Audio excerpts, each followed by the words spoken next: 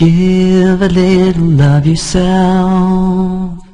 Cure your greed, purify your wealth. Look around at where you live. Look at all the good you have to give. Give a little of yourself. There's a hand somewhere to hold, a mouth to feed. There's so much that we can do for so many who are in need. Give our time, give our wealth, give our love, give ourselves. Know Allah sees each and every hidden deed. Give a little of yourself. Cure your greed, purify your wealth. Look around at where you live. Look at all the good you have to give. Give a little of yourself. Take a look at all the people everywhere who give with open hands and hearts that do what's fair. Can you see the blessings fall on believers one and all, who take the time to give and know it's right to care? Give a little of yourself. Cure your greed, purify your wealth. Look around at where you live. Look at all the good you have to give. Give a little of yourself. Assalamualaikum warahmatullahi wabarakatuh.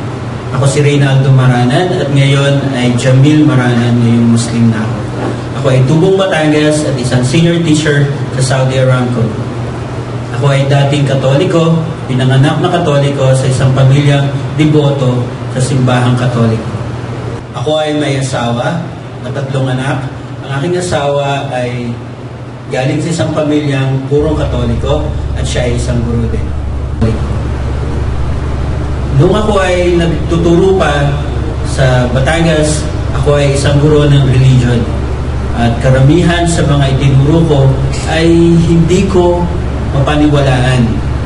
At pagkatapos ng 4 na taon, ako ay nag-resign sa Santa Teresa Academy at nagturo na lamang sa University of Batangas. Mula noon, ako ay hindi na nag-practice ng aking pagiging Katoliko. Nais ko rin sabihin, nung habang ako ay nagtuturo pa sa Santa Teresa College, ako ay naging aktibo sa Focus for Christ at iniwan ko na rin yun. Pagkatapos ng pagtuturo ko sa University of Batangas, nag-apply ako para magturo sa Saudi Aramco at dito ako nakita o dito ako nagkaroon ng orientation kung ano ang Islam. Napakahabang baybayin o napakahabang storya bago ko naintindihan at bago ko natutunang tanggapin ang Islam. Nagsimula sa culture shock at natapos ang 2 taon na nagkaroon ako ng maraming kaibigan at karamihan nito ay mga Muslim. Sa pagkakataong nagkakaroon ako ng problema, silang mga kaibigan ko Muslim ang kadalasan ay tumutulong sa akin. At kabaligtaran sa pagkakakilala ng maraming tao, ang mga Muslim at ang Islam ay hindi masama. And there's nobody to cut your tears. Just remember, no matter where you are, Allah knows. When you're carrying a monster alone, and you wonder how far you can go, with every step on that road that you take, Allah knows.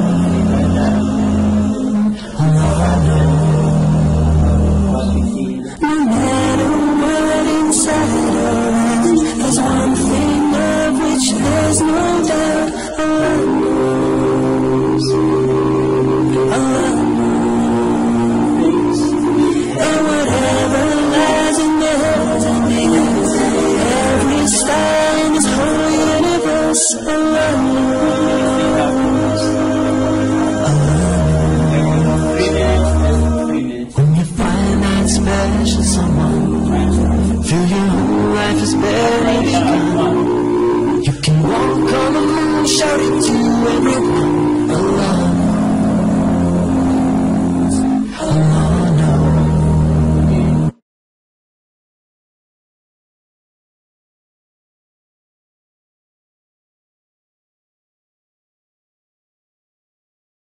Alhamdulillahi Rabbil Alamin, wassalatu wassalamu ala Rasulillah wa ala alihi wa ashabihi ajma'in.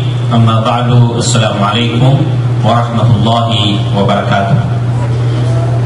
Ngayong araw ay ating makakapanayam ang isa sa mga pumasok sa Islam na si kapatid na Jamil Maranan. May ilan tayong makatanungan sa kanya nang siya ay pumasok sa Islam. Unang katanungan natin, Brother Jamil, ano ang pananaw mo noon sa Islam nung hindi ka pa Muslim? Assalamualaikum Sheikh, and Assalamualaikum sa mga nanonood. Bago po ako pumunta ng Saudi Arabia, nagkaroon po ako ng PIDOS, at doon sa orientation na yon, maraming mga nakakatakot na description na binigay yung company ko.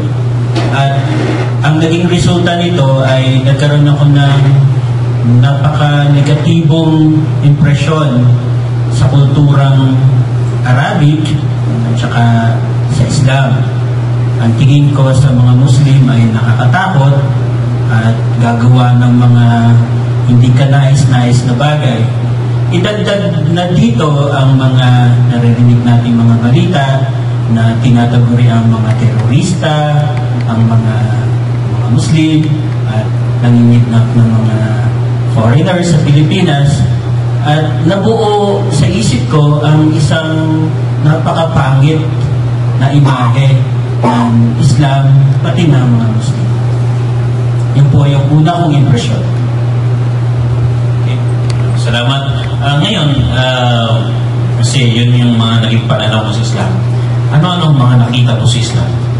Ako saan ito yung nagtulak sa'yo na yakapin? Una po, gusto kong ipaliwanag na hindi napakadaling proseso bago ko naunawaan, bago ko natutunan lahat ng bagay tungkol sa Islam, at bago ko tanggapin ang Islam bilang aking reliyon. Una, yung tinatawag natin culture shock. Nagkaroon po ng culture shock sa aking part. At nakita ko na marami naman pala na mga bagay contrary doon sa mga binigay na paliwanag doon sa orientation sa PIDOS.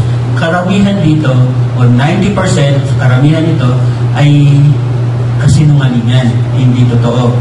Gaya ng hindi ako dapat lumabas mag-isa, doon lang ako sa bahay para hindi ako mapahamak. At mali-mali ang sinabi na ang mga Muslim ay masasamang tao. Dahil sa karamihan ng pagkakataon na nagkaroon ako ng problema sa Saudi Arabia, ang mga kaibigan kong Muslim ang tumulong sa akin. Yan po. Ngayon, isa kang Muslim na. Ano ang ngayon ang masasabi mo? Ang masasabi ko po sa Islam, ito ay isang gandang relihiyon dahil ipinaliwanag sa akin sa tulong ng mahal nating Allah na ang Islam ay isang basic na religion. Napakapuro, hindi katulad ng relihiyon na aking tinalipdan o iniwanan na sumasamba sa mga Diyos-Diyosan, sa mga nito, at kung ano-ano pa. Yun po. At saka nakita ko rin ang kagandahan ng kapatiran at pagmamahalan ng mga Muslim. Mashallah, yan ang pag-anyaya ko na rin sa ating mga kababayan na mga nanonood. So ngayon bilang isang Muslim, ano ang nasabi ng iyong pamilya sa pag-Muslim? Isa pong challenge para sa akin na ipaliwanag una sa lahat sa aking pamilya, sa aking asawa, sa aking mga anak kung bakit ako nag-Muslim.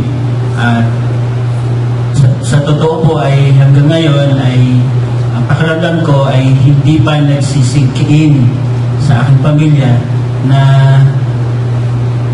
ako ay Muslim na. Dahil ang alam lang nila na Muslim ako, nagpalit ng pangalan, at napakalaking challenge sa akin para maidawa ko ang aking asawa, may makita nila, lalo na ng aking mga anak, ang pagbabago sa dating Reynaldo Maranan at Jamil Maranan. Yan po. Okay. Diyan po nagtatapos ang maiksing panayam natin kay kapatid na Brother Jamil. Maraming salamat po sa inyong panonood. Wa akhir da'wana alhamdulillahi rabbil alamin. Wassalamualaikum warahmatullahi wabarakatuh.